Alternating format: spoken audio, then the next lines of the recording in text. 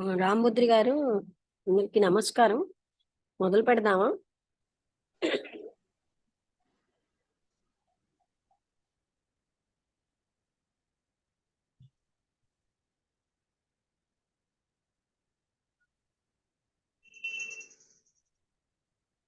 నమస్తే మేడం. నమస్తే మేడం. అయితే మేడం సబ్జెక్ట్ ఏంటండి? M75 అయిపోయిందా? అయిపోయింది మేడం. ఓకే. ఈరోజు రమణ సంభాషణ మేడం. మన భాష మేడం. అవును, రమణ భాషణ. Okay madam. ఓం శ్రీ సద్గురుభ్యో నమః. ఈరోజు 25వ తేదీ గురువారం, మే నెల 2023. రమణ సంభాషణల నుంచి లక్ష్మీ మేడం గారు చదివి వినిపిస్తూ వివరిస్తారు.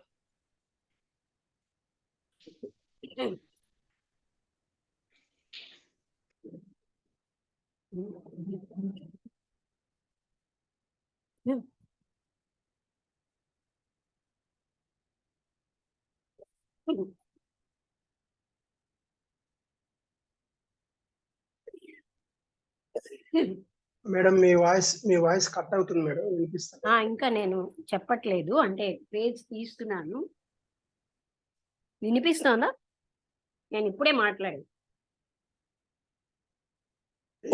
వినిపిస్తుంది మేడం.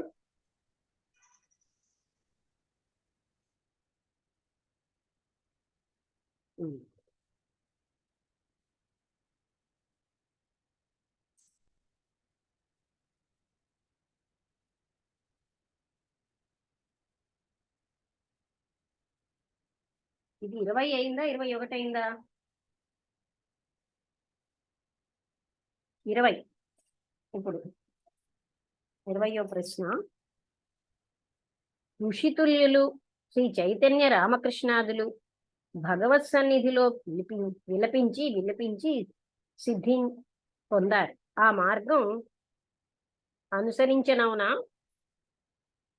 అది ప్రశ్న. అర్థమైందా? వినబడుతోందండి? వినబడుతోందా? హలో, వినబడుతోందా? మేడం వినిపిస్తుందండి. కట్ అవుతోందా?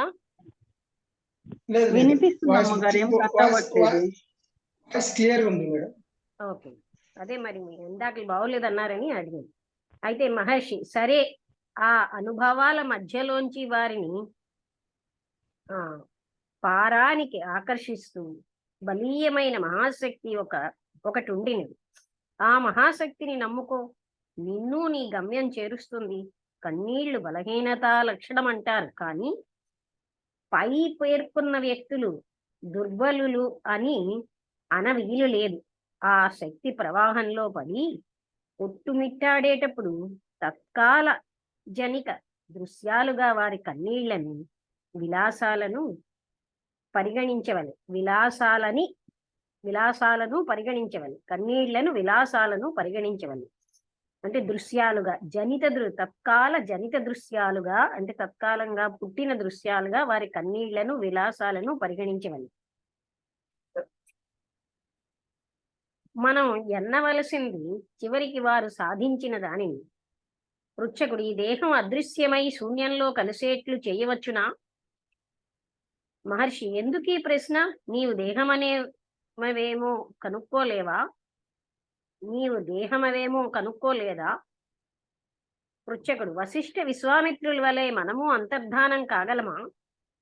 మహర్షి, ఇవన్నీ దేహ విషయములు, మన గమ్యానికి సార విషయములా? ఆత్మ నీవే కదా. ఇతరముల జోలి ఎందుకు? సారము గ్రహించు. కేవలము అర్ధవాదాలను, వ్యర్థాలని త్యజించు. దైహికమైన తిరోధానం ముక్తిలో భాగంగా ఎన్నడం తప్పు. అది అవసరం కాదు. నీవు దేహం కావు. ఏ విధంగా అది అదృశ్యమైతే నీకేమి? ఆ సిద్ధుల వల్ల గొప్ప ఏమీ లేదు. ఎక్కువ తక్కువలు దేనికన్నా ముఖ్యం ఆత్మప్రాప్తి ఒక్కటే. ఇతరాలు గౌణాలు. కావలసింది అహంకార నాశనం, దేహనాశనం కాదు. నిజానికి దేహాత్మభావమే బంధము. ఆ తప్పు ఆలోచన వదిలి సత్తును స్ఫురణకు తెచ్చుకో, అదే ప్రయోజనకారి.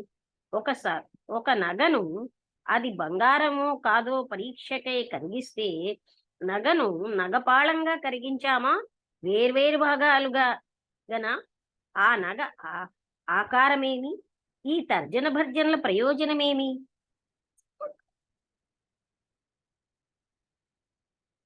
తెలియవలసినది అది బంగారా కాదా అని. చనిపోయినతడు తన దేహాన్ని చూడగలడా? మిగిలి ఉన్నవాడు గదా దేహంతో సంబంధము ఎట్టు తెగిందో యోచించవలసింది. ఆత్మజ్ఞునికి చావు లేదు. దేహం ఉన్నా సరే పోయినా సరే వానిక దశలు రెండు సమము. అతడు భేదాన్ని చూడడు. ఈ రెంటిలో ఏ స్థితి మేలని అతడు తర్కించడు. జ్ఞాని దేహం ఏ గతి అయినా చూచేవాడు పట్టించుకోనవసరం లేదు. నీ పని నీవు చూచుకో, ఆత్మను తెలుసుకో. ఆ తర్వాత నీవెట్లు మరణిస్తే మేలో యోచించడానికి కావలసినంత అవకాశం ఉంది. ఆత్మదేహం అనే భ్రమ ఎలాంటి చావు మేలనే చర్చకు మూలం. నీవు దేహానివా? గత రాత్రి నిద్రలో నీకు నీ దేహస్మృతి ఉన్నదా? లేదే. ఇప్పుడుండి నిన్ను తంటాలు పెట్టేది ఏది? అది నీ అహంకారం.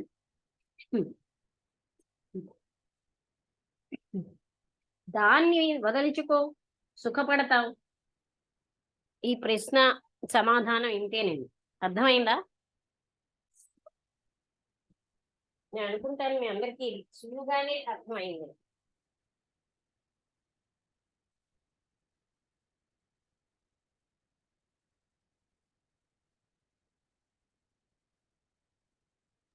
అమ్మగారు ఇంకొకసారి చదవండి అమ్మగారు.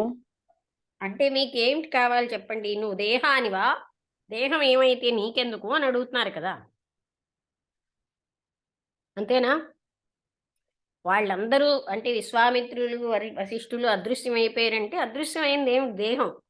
అంటే నీకు దేహభ్రాంతి, దేహం నేను ఆత్మ అన్న భావం ఉండబట్టే కదా.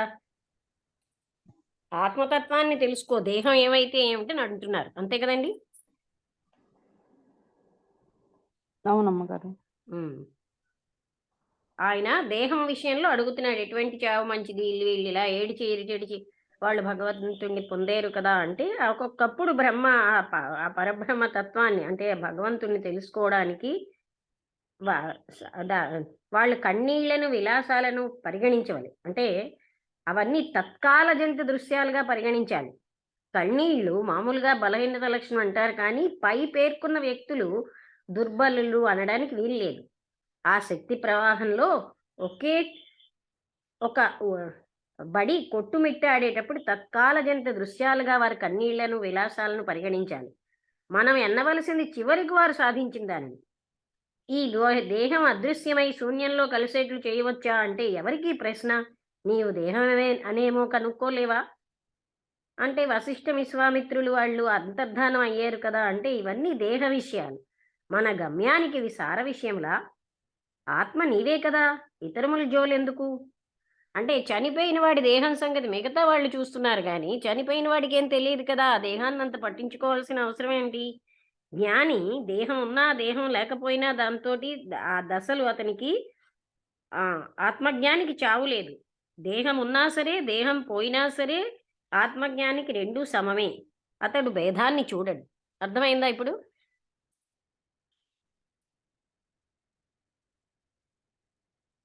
భార్గవి గారు, అర్థమవుతుంది అమ్మగారు. అంటే ఇతను దేహానికి సంబంధించిన ప్రశ్నలే వేస్తున్నాడు, అందుకని ఆయన అలా అంటున్నాడు.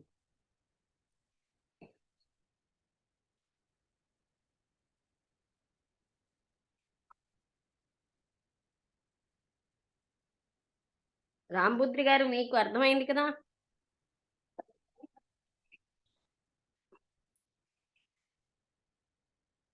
చెప్తారా?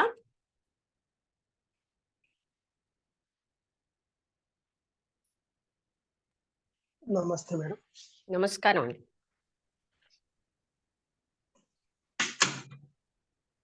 అర్థమైంది మేడం. అదే ఆయన అంటే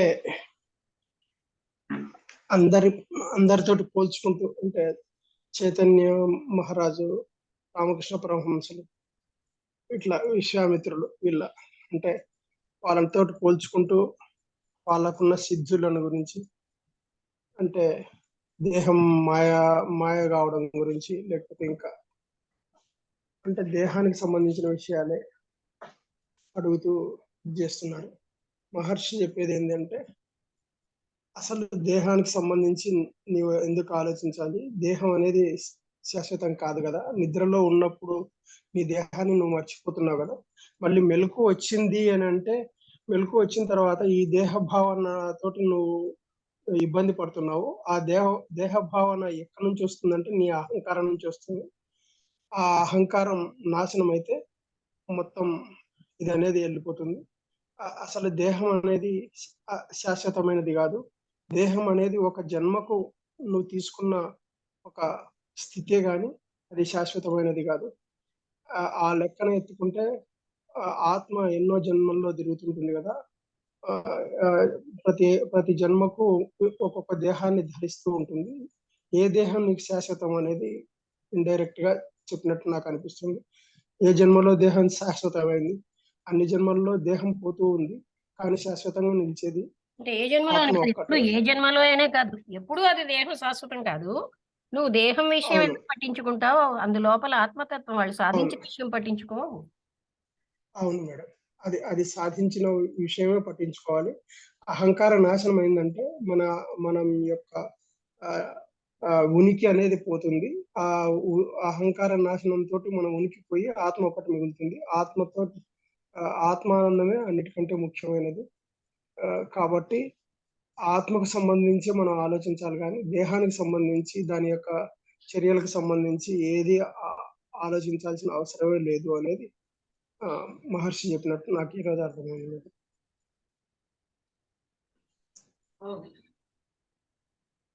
ఓకే మేడం, థ్యాంక్ యూ. ఆత్మతత్వాన్ని సాధించడమే మన లక్ష్యం, అంతేగాని దేహం ఏమైపోతుంది, దేహం అదృశ్యం అవుతుందో అవన్నీ అక్కర్లేని విషయాలు. కానీ అవును మేడం, ఆయన చావు గురించి కూడా చెప్పారు. అసలు ఈ దేహానికి ఏ చావు వస్తే ఏముంది, ఆ చావు గురించి కానీ అన్నిటి గురించి కానీ ఆలోచన అంటే చేయాల్సిన అవసరం ఏముంది. ఆత్మజ్ఞానికి దేహం బతికున్నా చనిపోయినా ఒకటే అన్నారు. ఆయనకి అదే చావు మేడం. లేదు. ఉమ్, అంటే తాను ఆత్మని అని తెలుసుకున్న వాడికి ఇంకా దేహంతో పెద్ద సంబంధం ఉండదు. తాను దేహాన్ని అనే వల్లే ఇవన్నీ మనకి ప్రాముఖ్యం అవుతున్నాయని చెప్పారు. అదే మేడం. వసంత గారు మీరు చెప్తారా?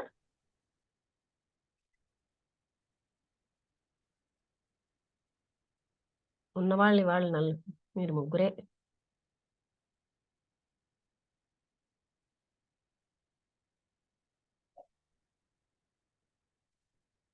వసంత గారు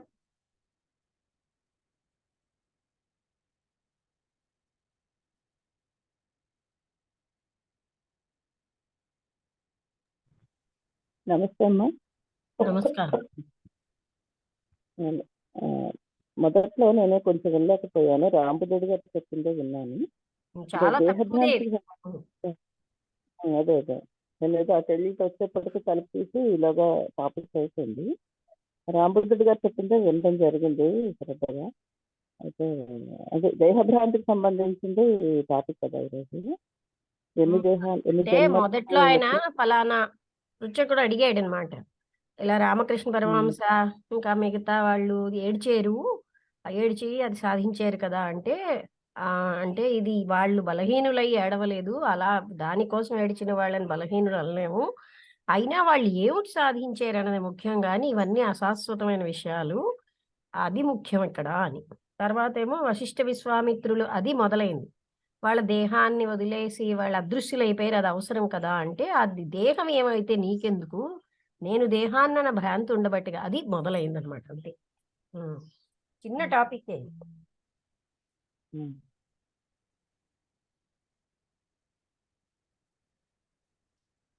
చెప్పండి, అదే మొదలు. దేహభ్రాంతికి సంబంధించింది. ఎన్ని జన్మలు మనం తీసుకున్న కొంచెం దేహాలు గట్టిగా, వేరు అంటే మీరు వినబట్టం లేదు సరిగ్గా.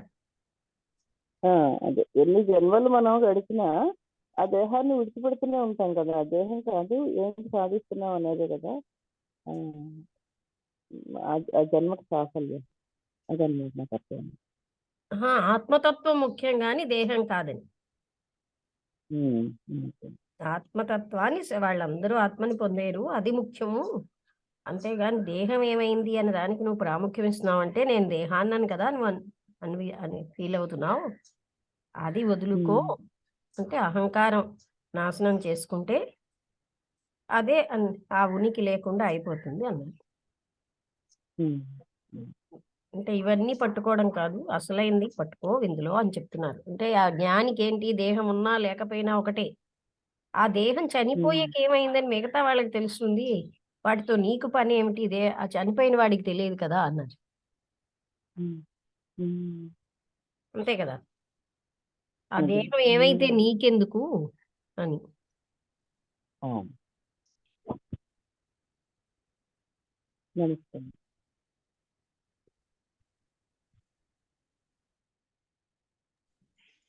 మేడం నమస్తే మేడం. మేడం ఈరోజు 20వ ప్రశ్న కదండి? ఏంటండి?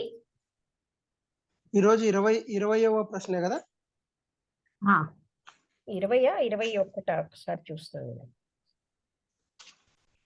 20 అనుకుంటాను. 21 అయింది. నా దగ్గర అదే రమణ 20 21 కదా? అయిందండి. 21 రేపు చదవాలి. బ్రహ్మ అదే సత్యం మేడం, రమణ మహర్షితో సంభాషణలని నా దగ్గర ఒక గ్రంథం ఉందండి. దానికి దీనికి చూస్తా ఉంటే ఇది వేరే ఉన్నట్టుంది మేడం. దీని పేరు శ్రీ రమణ భాషణములు. అవునా మేడం? ఇది ఇది సంభాషణలని ఉంది. ఇది 20వ ప్రశ్న. ఇక్కడ శ్రీ ఇవాన్స్ లెన్స్ అనే వ్యక్తి ఇదేమో అడిగారు మేడం. రమణానంద అది కూడా సరస్వతి రాశారు. సేమ్ బుక్కే మేడం. రమణానంద సరస్వతి రాసిందే. మద్దాలి సుబ్బారావు గారని ఆంధ్ర అనువాదం చేశారు.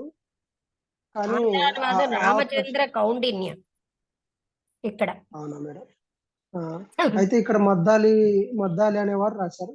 కాకపోతే ఆ ప్రశ్నకి ఈ ప్రశ్నకు తేడాలు ఉంటున్నాయి. మరి ఏంటో మేడం. పుస్తకం హెడ్డింగే తేడా, శ్రీ రమణ భాషణములు. అవునా మేడం? అంటే ప్రశ్నల్లో కూడా తేడాలు ఉంటాయి అయితే. అంటే ఎందరితోటో ఆయన మాట్లాడారు కదా. Okay okay. ఎన్నోసార్లు ఎవరెవరికి ఆ విన్నది వాళ్ళకి ఎలా రాయాలి అలా అనిపించింది. అంటే విన్నా ఈ రోజు ఇద్దరు ప్రశ్న రాశారు అనుకోండి, ఏమంటారు, ఒకే సంభాషణ ఇద్దరు రాసిన వాళ్ళకి అవగాహనని బట్టి రాస్తారు. ఈ రోజు 1935 లో జరిగిన సంభాషణ మేడం. జనవరి 30వ తారీఖు. అన్నీ అంతే ఇప్పటి వరకు. 35 లో. భార్గవి గారు మీరు చెప్తారా?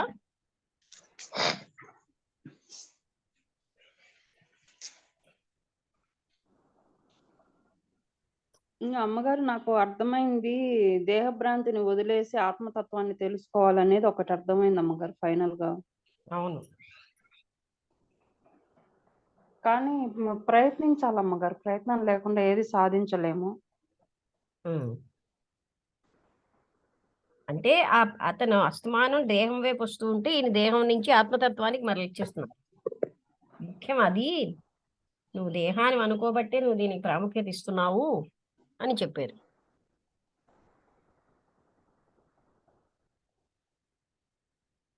వాళ్ళు ఏం సాధించారు ఆత్మతత్వాన్ని గనక నువ్వు కూడా దాన్ని ముఖ్యంగా పెట్టుకో అని.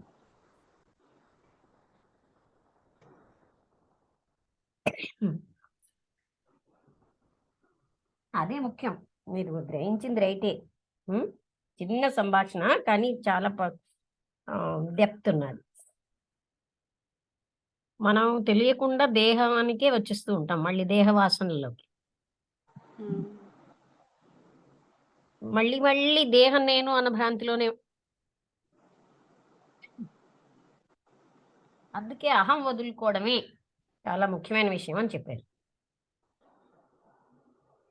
మనం వదులుకున్నాం అనుకో ఎప్పుడో మనకు ఉంటుంది అహం. సూచన కూడా ఇచ్చారు కదా ఎలా చేయాలి.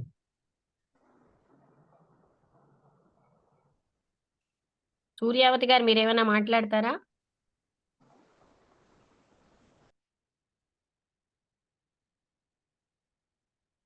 ఓకే, ఏమైనా మీకు డౌట్స్ ఉన్నాయా భార్గవి గారు? అర్థమైంది కదా? అర్థమైంది అమ్మగారు. రమణ మహర్షి చేరవలసిన గమ్యం ఒకటే, ఆత్మతత్వాన్ని తెలుసుకోవాలి. మార్గాలు వేరైనా కూడా చేరవలసిన గమ్యం ఒకటే. ఒక్కొక్కరు ఒక్కొక్క విధంగా అవన్నీ ఎందుకు ముఖ్యం, వాళ్ళు ఏం పొందారు అన్నది ముఖ్యం అన్నారు కదా. అవునమ్మగారు.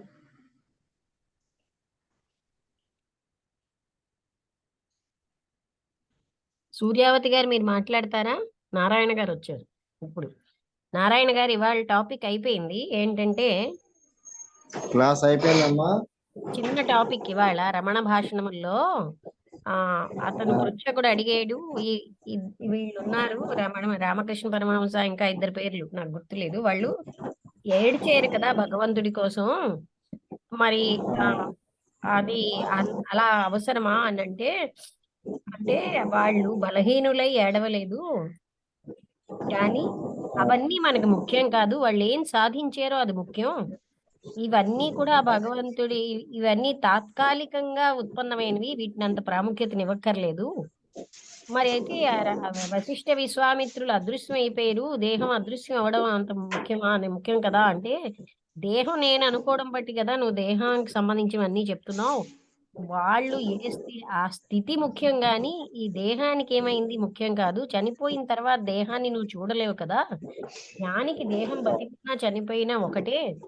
అందుకని అహంకారం వదులుచుకుంటే అప్పుడు నీ ఉనికి అనేది ఉంటుంది, అందులోంచి నువ్వు అసలైన తత్వాన్ని పొందగలవు అని చెప్తారు.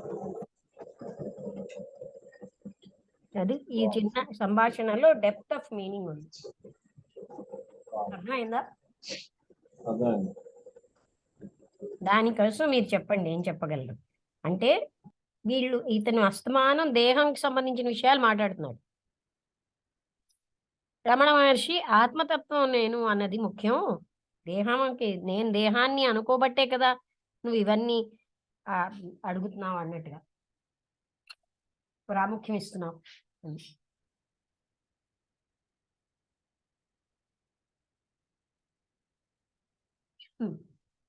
ఇది చిన్నదే కానీ చాలా ముఖ్యమైన విషయం. దేహానికి సంబంధించిన వాటికి అంత ప్రాముఖ్యం ఇవ్వక్కర్లేదు, చనిపోయిన తర్వాత నీ దేహాన్ని నువ్వు చూడలేవు.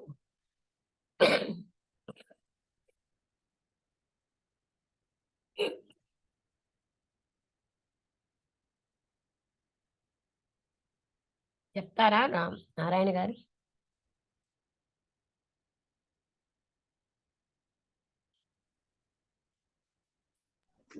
చెప్తాను. అంటే రామకృష్ణ పరమహంస విషయంలో అంటే అనేక విధాల అమ్మ గురించి పరితపిస్తాడమ్మ. అంటే రమణ మహర్షి చెప్పినట్టు ఈ దేహమే నేనన్నట్టు, ఎందుకంటే వాళ్ళ లాస్ట్ లో ఏ స్థితిని అయితే పొందారో ఒకసారి ఆ స్థితి గురించి మనం చూసుకుంటే, లాస్ట్ ఆ వివేకానందకి ఇచ్చినటువంటి ఆత్మానుభూతి గాని, ఎందుకంటే ఒక్కసారి రామకృష్ణ పరమహంస స్పర్శించినంత మాత్రం చేతన వివేకానందలో ఒక దివ్యమైనటువంటి ఒక జాగృతి మేల్కొంది అంటే, అలాగే ఒక చిన్న పైసా ఒక్కసారి అక్కడ ఇది పాములు ప్రాకినట్టుంది నాకు శరీరం మీద అంటే వాళ్ళు ఏ స్థితిని అయితే అనుభవించారో అది తర్వాత మనం చూసుకుంటే, అంటే ఇప్పుడు ఎందుకంటే ఒక రామకృష్ణ పరమహంస, ఒక రమణ మహర్షి అంటే నిజంగా చెప్పాలంటే యుగ పురుషులమ్మ వాళ్ళు. అంటే వాళ్ళు ఒక దిక్సూసి అన్నమాట. అది ఎంత దిక్సూసి అంటే, వాళ్ళు మనకి ఈ జన్మలో అన్ని ఆచరించి చూపించారమ్మ. రామకృష్ణ పరమహంస ఎందుకంటే ఇంకా భగవంతు అమ్మ గురించే కదమ్మా, చాలా సందర్భాలలో వివేకానందుని చూడాలి చూడాలి చూడాలి చూడాలి, నేను చూడలేకుండా ఉండలేకపోతున్నానని చెప్పి కూడా చాలా సందర్భాలలో పరితపించినటువంటి సందర్భాలు ఉన్నాయమ్మా. అది ఇక్కడ ఏంటంటే మనకి రమణ మహర్షి ఇంకా రీసెంట్ కాలంలో మనకి రమణ మహర్షి తర్వాత జిడి కృష్ణమూర్తి గారు ఈ టైంకి వచ్చేసరికి ఆత్మతత్వాన్ని ప్రతి ఒక్కరు కూడా పొందాలి. ఇంకా జిడి కృష్ణమూర్తి గారు అయితే ఆత్మజ్ఞానం అనేది మినిమం అని చెప్పారు, ఇనీషియల్. ప్రతి ఒక్కరు దాన్ని పొందాలి. సెల్ఫ్ రియలైజేషన్ అనేది ప్రతి ఒక్కరికి ఉండాలి. ఎందుకంటే తన గురించి తను తెలుసుకోకుండా ఏది తెలియబడదు. కాబట్టి ఈ ఏడవటం ఇదంతా కూడా ఏంటంటే భగవంతుని గురించి అంతలా పరితపించారు అక్కడ రామకృష్ణ పరమహంస అవనివ్వండి, లేకపోతే ఇంకోటి అవనివ్వండి, అనేక మంది మహాభక్తులు కూడా భగవంతుని గురించి అనేక రకాల చింతించారమ్మా. చింతించిన తర్వాత వాళ్ళు కైవల్యాన్ని సాధించారు ఇక్కడ. అలాగే మనకి సమర్థ రామదాస్ విషయంలో శివాజీ కూడా అనేక రకాల పరితపించినటువంటి సందర్భాలు ఉన్నాయి. ఎందరో మంది మహాభక్తులు కూడా ఇది పరితాపాన్ని పొందారు. అయితే ఇక్కడ దేహమే, ఎందుకంటే రమణ మహర్షి 16 సంవత్సరాలలోనే ఈ గొప్పదైనటువంటి ఆత్మానుభూతి కలగడం, తర్వాత ఈ దేహమే నేను అన్నటువంటి భావన ఉంటే ఇదంతా ఉంటుంది. ఎందుకంటే లేకపోతే దేహమే నేను కాదనుకున్నప్పుడు ఇది ఏమి ఉండదమ్మా. అంటే రమణ మహర్షి గురించి అనేక మంది చాలా ఆ రకంగా ఏడవడం అవన్నీ తాత్కాలికమైన విషయాలు, వాటికి అంత ఇంపార్టెన్స్ ఇవ్వక్కర్లేదు, వాళ్ళు సాధించిన దాన్ని పట్టుకో అంటున్నారు. అదేనమ్మా ఇప్పుడు వాళ్ళు ఏం సాధించారు అన్నదాన్ని కూడా మనం చూసుకోవాలి. అలాగేనమ్మా రామకృష్ణ అంటే రమణ మహర్షిని చాలా సందర్భాలలో కూడా ఒక భక్తుడు కూడా ఒక క్వశ్చన్ అడుగుతాడు, బుద్ధుడు భగవంతుడి గురించి ఎక్కడా చెప్పలేదు, ఏం చెప్పారని అడిగితే, అంటే బుద్ధుడి గురించి నీకు అంత బాగా అర్థమైందని అడుగుతాడు అనమాట.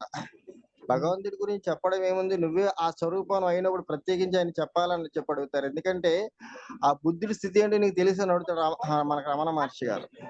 అలా ఏంటంటే అడిగినటువంటి ప్రశ్నలు కలిగి తర్వాత ప్రపంచం ఏటైపోతున్నా రకరకాలుగా అడిగినప్పుడు కూడా అడుగుతాడు, ఆ ప్రపంచం ఏదైతే అవనివ్వండి నీ స్థితిలో నువ్వు ఉండమంటాడు. కాబట్టి అవును, ప్రపంచం గురించి నీకెందుకు, నువ్వేదో నీ గురించి ఏదో నువ్వు తెలుసుకో. అలా ఏంటంటే రమణ మహర్షి అంటే అడిగినటువంటి అంటే పృచ్ఛకుడు అడిగినటువంటి క్వశ్చన్లకి సరైనటువంటి గన్ షాట్ లో అంటే సింపుల్ గా సమాధానాలు చెప్పడం జరుగుతుందమ్మా. ఇంకోటి ఏంటంటే ఈ ఆధునిక కాలంలో ఆత్మతత్వాన్ని చాలా సులభమైనటువంటి మార్గంలో చాలా అందరికి కూడా అందుబాటు అయినటువంటి విధంలో, ఎందుకంటే మీరు ఏ మార్గానికైనా వెళ్ళండి, చివరికి మళ్ళా మీరు ఇక్కడికి రావాలి. మీరు ఎన్ని సాధనలైనా చేయండి, ఇంకేవైనా చేయండి, అవన్నీ మనసుకు సంబంధించిన ఒక్క ఆత్మవిచారణ వల్ల మాత్రమే నీలో నువ్వు ప్రవేశించగలవు, నీ లోపలికి వెళ్ళగలవు అని చెప్పడం. అంటే జన్మ జన్మలు కూడా ఈ దేహమే నేను, ఈ దేహమే నేను, ఈ దేహమే నేను అంటే నేను కాని నేను, ఈ దేహమే నేను. అందుకే రమణ మహర్షి చాలా సందర్భాల్లో ఈ నేను ఎక్కడి నుంచి వస్తుందో పట్టుకోమంటాడు. కాబట్టి మనం ఏంటి ఇప్పుడు ఎంతసేపు కూడా దేహమే నేను అనేటువంటి ఇదిలో ఉంటాం.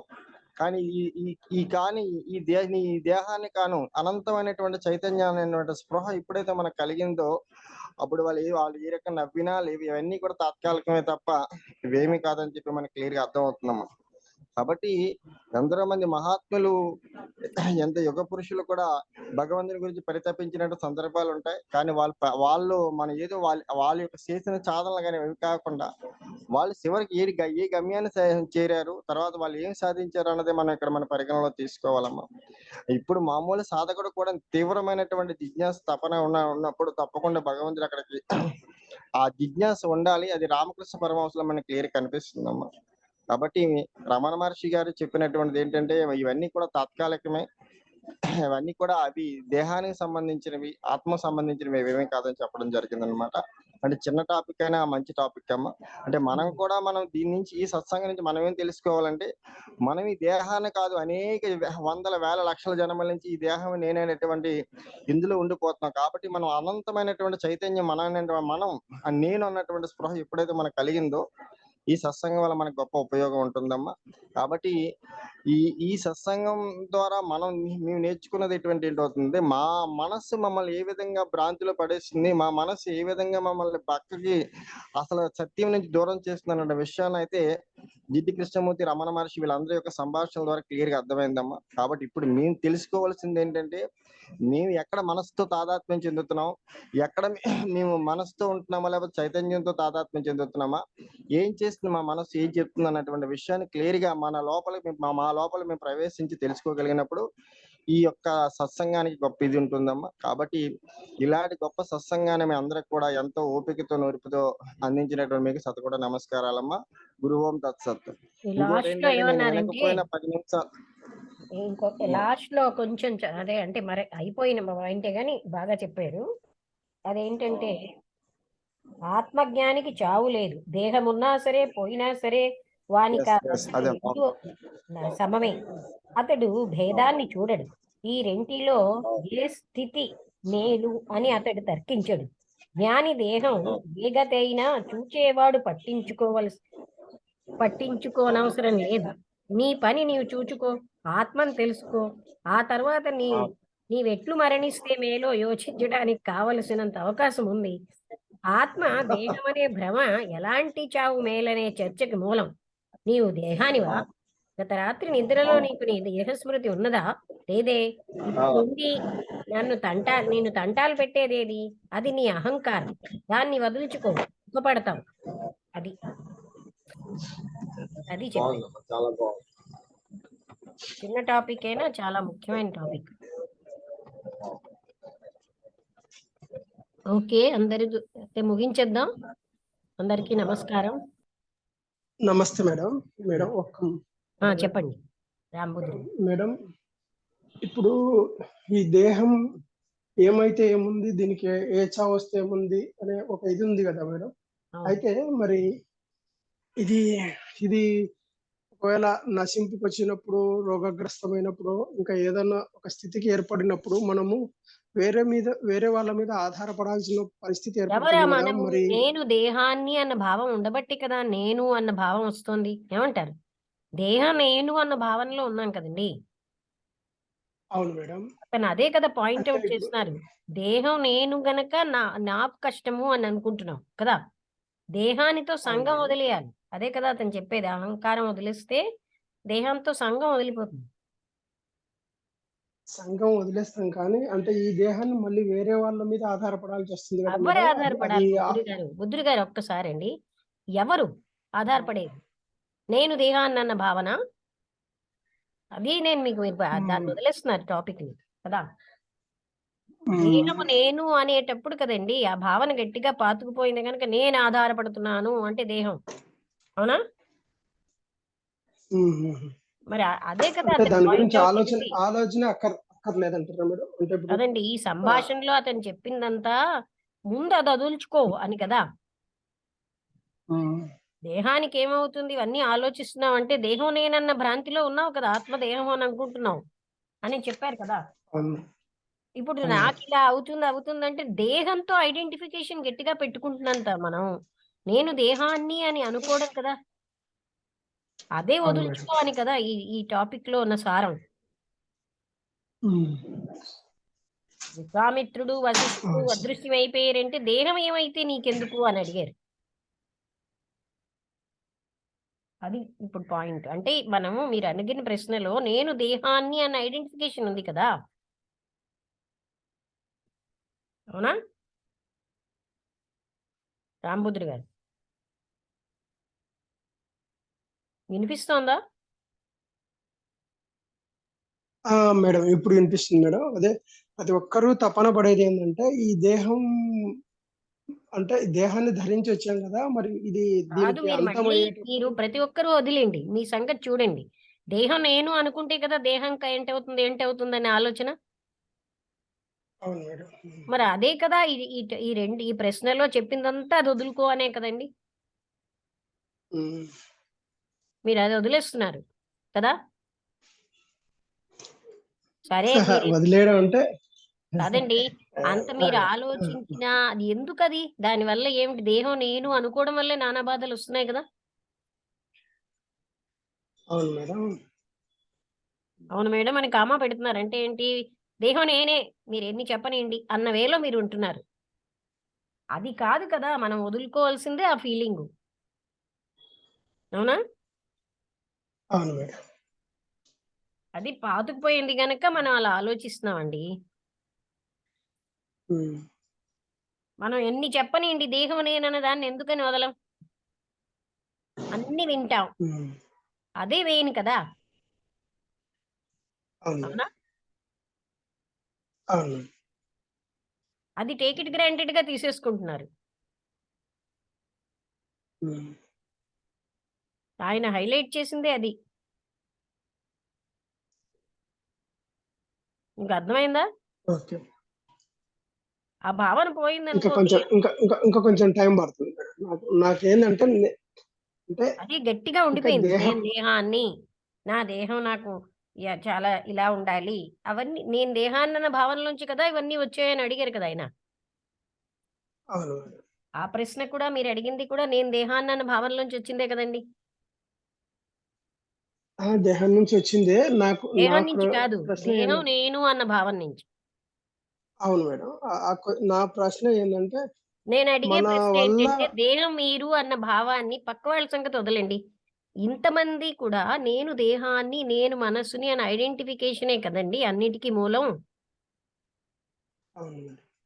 అయితే దేహం నేను అని మళ్ళీ టేక్ ఇట్ గ్రాంటెడ్‌గా తీసుకుంటున్నారేంటి? అందరికీ అది ఉంటుంది గనక నాకు ఉంటుంది. అలాగా ఆలోచించకూడదు కదా ఆధ్యాత్మిక మార్గంలో. అంటే ఇప్పుడు దేహంలో ఆత్మ అయితే ఏదైతే ఉందో అది పోయేంత వరకు ఆ దేహంతోటి సంఘం అనేది ఉండకూడదా మేడం? ఉంటుంది దేహం కదా అంటే అనేది. అది అది కాదండి. అది పోయాక మనిషి ఏం చేయలేడు. మొదటే చెయ్యాలి కదా! ఇప్పుడే సంఘం వదులుకోవాలి మనం. అర్థమైందా? దేహం ఇప్పుడు ఉన్నంత ముందే సంఘము వదులుకోవాలి కరెక్టే మేడం. అంటే ఇప్పుడు దేహ బాధలను అవన్నీ మన మీద పడుతున్నాయి కదా! ఎవరి దాన్ని మీద నుంచి ఎలా పడుతున్నాయి? నేను దేహాన్ని అన్న భావన ఉన్నప్పుడే ఇవన్నీ వస్తాయండి. దాంతో సంఘం గట్టిగా ఉంది మనకి. ఎంత గట్టిగా ఉందంటే, అది కాకుండా ఎలా ఉంటాం అన్నట్టు ఉంటున్నారు కదా! చెప్తున్నారు మీరు. ఇప్పుడు మనం అక్కడ జ్ఞానంతో ఛేదించుకుంటే, నేను దేహాన్నా? ఇంత చిన్న దేహాన్నా నేను? ఇక్కడే మీరు ఆ అసలు ఛేదన అటెన్షన్ పెట్టాలి. హ్మ్. హ్మ్. అదే మేడం. అదే కరెక్టే మేడం. కాకపోతే ఆ ఛేదన ఎలాగా అనేది అంటే ఎప్పటికప్పుడు, ఇప్పుడు ఎప్పటికప్పుడు మొమెంట్ టు మొమెంట్ హ్మ్. అవేర్‌నెస్‌తో అంటారు కదా కృష్ణమూర్తి గారు. ఎలాగా అంటే ప్రొసీజర్ లేదు. ఏ క్షణంకి ఆ క్షణం మళ్ళీ నేను దేహాన్ని అనుకున్నానా? ఇప్పుడు మీకు రియలైజేషన్ వచ్చింది కదా! మీరు ప్రశ్నలో నేను దేహాన్ని అని కదా! హ్మ్. మళ్ళీ ఆ అవును మేడం. ప్రశ్నకి ఇంకా ఆ తావు లేదు కదా! దేహం నేను కాను అనేటప్పుడు దేహం ఏమవుద్ది మనకేమిటని, అసలైన నేను దేహాన్ని కాను. కానీ దేహాన్ని నేనని ఫీల్ అవుతున్నాను. అసత్యం. ఇప్పుడు అది మరి దేహము ఇప్పుడు ఇప్పుడు మే ఈ ఆత్మ దేహంలో ఉన్నంత వరకు దాని పరిరక్షణ, దాని పోషణ అది అవసరం లేదా? చేయాలి గదా! అక్కర్లే. అన్నీ జరుగుతాయి. మనకి నమ్మకం లేదు గాని. ఏమంటారు? మనం ఏంటంటే పరిరక్షణ ఎవరు చేస్తున్నారండి? నేను చేస్తున్నానని ఫీల్ అవుతున్నాం గానీ, అహంకారంగా ఫీల్ అవుతాం మనం. అక్కడ ఎన్నాళ్ళది రక్షించబడాలో మీరేమోని ప్రాణం పోతున్నప్పుడు 10 మంది డాక్టర్లు కూర్చున్నా ప్రాణాన్ని ఉంచలేరే!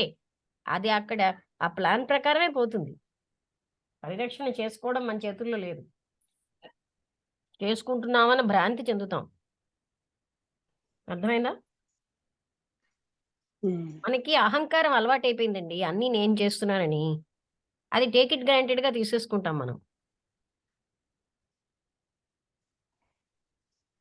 ఏం బుద్ధుడు గారు? అదే మేడం. అదే మేడం. ఇంకా ఉంది మేడం. నేను ఎప్పుడు తెలుసుకుంటానో నాకు తెలియదు ఇంకా. ఉంది కొంతవరకు అయితే ఉంది. అది ఇంకా అది ఉంది. ఇంకా ఉండడం ఏమిటి? పాతుకుపోయి ఉంది. అందువల్ల ఆ తర్వాత ఎలాగా అని అన్న ప్రశ్నకి మీరు ఇంకా దాన్ని పట్టుకుంటున్నారంటే అది గట్టిగా